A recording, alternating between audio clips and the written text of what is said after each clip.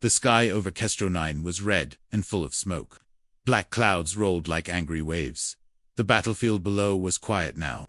Broken ships, dead machines, and burned soldiers lay everywhere. Everything was ruined. The war was over.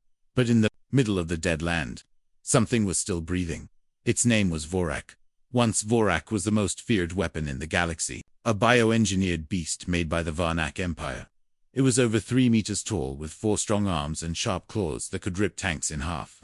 It had wings made of bone metal and golden eyes that glowed like suns. In battle, it was a monster. Planets fell because of it. Soldiers ran when they heard its roar. But now, Vorak was broken. Its wings were torn. One leg was missing. The armor on its back was cracked open. Purple blood poured from its side. The Varnak, the same aliens who made it, had left. They saw it fall, and they didn't stop. They just ran. Not even one of them looked back. Vorak didn't cry. It couldn't, but it felt something strange. Emptiness. It lay on the ground, eyes half closed, ready to die. And then, footsteps.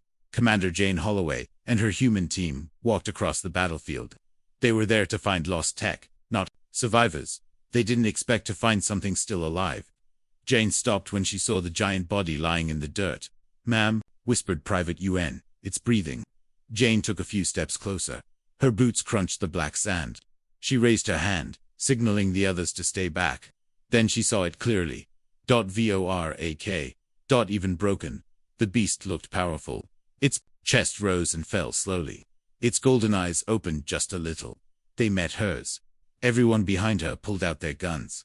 "That's a war monster," shouted Lieutenant Briggs. "We should shoot it now before it wakes up." "No," Jane said. "What?" "It's dangerous." "It's dying," she replied. Briggs stepped closer, angry. "It killed hundreds of our soldiers. You want to save it?" Jane looked at Vorak again. "It's not fighting. It's not even growling. It will. Just wait."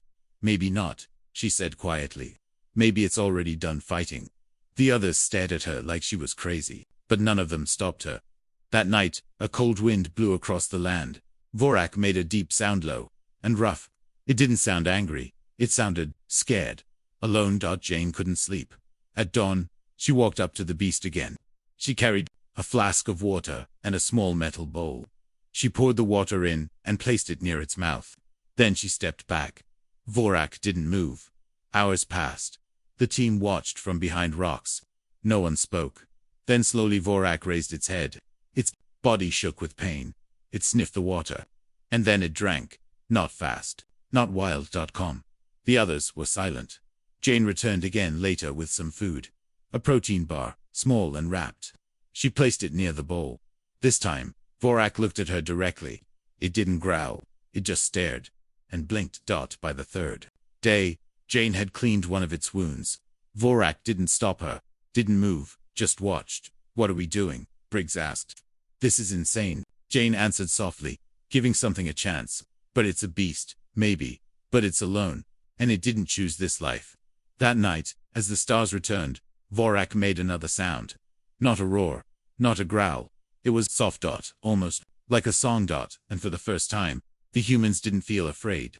They felt something else. Pity, hope, and maybe something beginning. Vorak was no longer just a weapon. Something inside it had changed. The human soldiers saw it with their own eyes. It followed them, slowly, with a limp. It didn't attack. It didn't roar. It watched. It listened. When they spoke, it tilted its head. When they laughed, it blinked. When they ate, it stared not with hunger, but with curiosity. Then one night, something terrible happened. A second alien group, scavengers from the dead Varnak Empire, tracked the humans' signal. They came with plasma rifles and jet bikes, hungry for revenge, hoping to take Vorak and use him again. They attacked at dawn. "Everyone, take cover," Jane shouted. Explosions rocked the ground. Smoke filled the air. Private UN was hit in the leg. 2 more fell behind debris. Jane held her rifle tight, crawling toward cover, heart racing. They were outnumbered, outgunned. And then came the sound. Loud, deep, like thunder. Vorak was awake. He stood taller than before. His scars still showed. His body still limped. But now, there was fire in his eyes. The rebels saw him and laughed. "Look, their pet beast is awake. Shoot it. It's already broken." They fired at him. Vorak didn't fall, he roared, loud enough to shake the sand. Then, he charged. He slammed into the first jet bike, smashing it like paper. He grabbed the second rider and threw him over the hill. Laser blasts hit his armor, but he didn't stop. His claws moved fast. His arms smashed stone. He crushed metal, tore guns from hands, and didn't kill unless he had to. He was not the same beast anymore. Jane watched in shock. So did the others. In just 2 minutes, the entire rebel force was broken. But then, something even more shocking happened. Vorak stopped. He turned and looked at a wounded rebel, crawling backward, terrified. The man begged, "Please, don't kill me." Vorak stepped forward, then paused. His claws closed.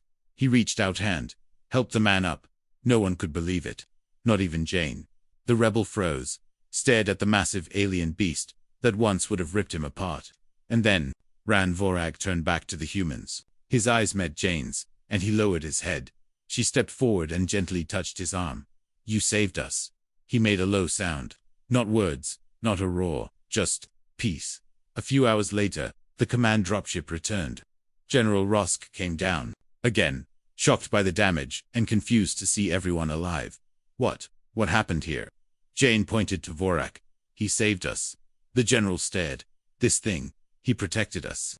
He had the choice to kill and didn't." The general walked toward Vorak. The beast stood still, calm, watching him like a child waiting for approval. Rosk narrowed his eyes. "You're saying this alien monster is not a monster?" Jane nodded. "He's not a monster anymore. He's one of us." There was silence. Then Rosk sighed. "This is going to change everything." And it did. Vorak was taken back to Earth, not in chains but in a medical ship.